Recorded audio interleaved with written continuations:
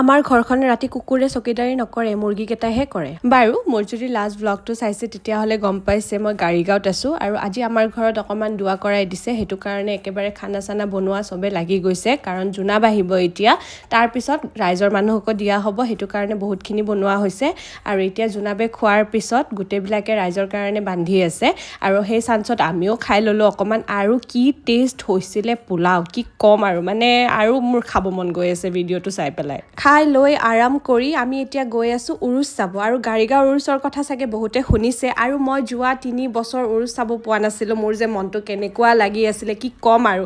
এইবাৰ গৈ পেলাইতো মোৰ মন দুটা আৰু গোটেইবিলাককে লগ পাই পেলাই যে কি ভাল লাগিছে। মোৰ লগৰ যিমান আছে চবকে লগ পাইছোঁ, আইৰাকটো চবেই ইমান মৰম কৰিছে আৰু এয়া হৈছে মোৰ সৰু কালৰে বান্ধৱী সিহঁতকো লগ পাইছোঁ, বহুত বেছি ভাল লাগিছে। আইৰাও বহুত বেছি এনজয় কৰিছে। তাৰপিছত আহি গ'লোঁ ঘৰ, আৰু ঘৰ আহি পেলাই মুৰ্গীকেইটাক চাই আৰু মই